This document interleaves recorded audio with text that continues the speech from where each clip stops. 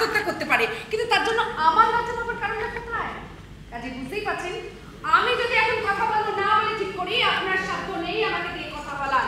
আমি আপনাকে দিয়ে কথা বলাতে পারি, সে ক্ষমতা আমার আছে মিসেস সেন। না নেই, আমি কোনো অন্যায় কাজ করিনি, কাজে আপনার কোনো জোর আমার উপর খাটবে না। আপনি যে শুধু অন্যায় করেছেন তা নয়, এমন অন্যায় করেছেন তার জন্য সারা জীবন আপনাকে উত্তাপ করতে হবে মিসেস সেন। আর যদি আপনি এসএসকে হসপিটালে লাশ কাটা টেবিলের সামনে আমার সঙ্গে থাকতে তাকে দেখতে পারতেন, কি করুণ বিভৎস একটা মুখ।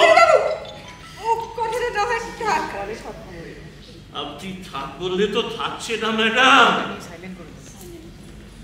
মেয়েটা মা হতে চলেছিল।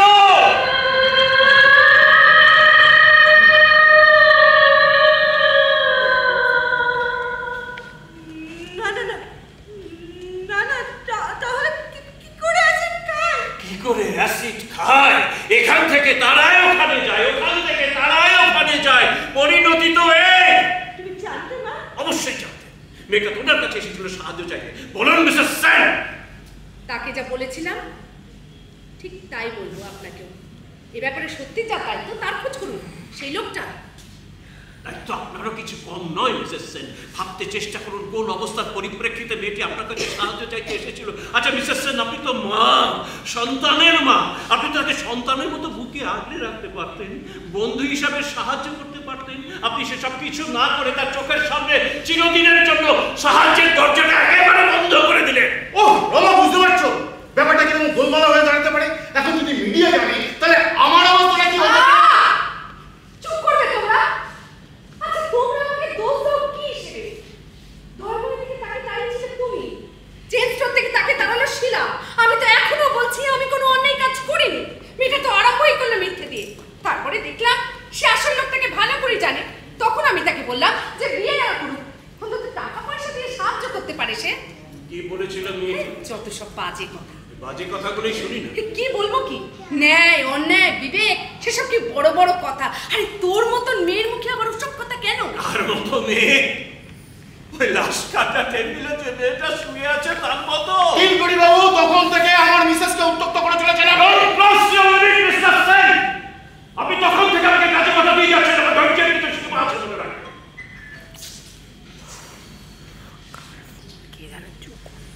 কি বলেছিল মেয়ে? মানে বলেছিল এটা বয়স কম, বিয়ে হলে কারোরই ভালো হতো না। আচ্ছা ছেলেটি মেয়েটিকে টাকা পয়সা দিয়ে সাহায্য করতো? হ্যাঁ আগে দিত, কিন্তু পরে সে নিতে রাজি হয়নি। কেন নিতে রাজি হয়নি? বলছি তো ওই টাইপের মেয়েরা টাকা দিতে এলে নিচ্ছে না। যত ওই টাইপের মেয়ে বলছেন কেসটা তত জটিল হয়ে যাচ্ছে। সত্যি করে বলুন কেন মেয়েটি টাকা দিতে রাজি হয়নি? ছেলেটা নাকি তাকে একদিন মদের ঘুরে বলেছিল টাকাটা তার নিজের নয়, তালিকা চোরের। আপনি বুঝতে পারছেন, চুরির টাকা নেবে না বলেই আপনার কাছে সাহায্য চাইতে এসেছিল মিসেস সেন। হ্যাঁ, কিন্তু সেখানে আমার দোষের কারণটা কোথায় ছিল? তা যদি সম্পূর্ণ সত্যি হয় তাহলে ওই রকম অকর্মা মাতালের শাস্তি হওয়াই উচিত। মেয়েটার আত্মহত্যার জন্য যদি কারোকে দায়ী করতে হয় তাহলে দায়ী করুন তাকে, দায়িত্ব তার। আপনার চিন্তার কোনো কারণ নেই, আমার দায়িত্ব আমি সঠিকভাবেই পালন করব। ও তাহলে সেটাই করুন। আর আপনি এখন আসুন। নমস্কার। কিন্তু আমি তখন আসতে পারছি না মিসেস সেন। পাচ্ছেন না? না। কেন? ওই যে আপনি বললেন আমার ডিউটি।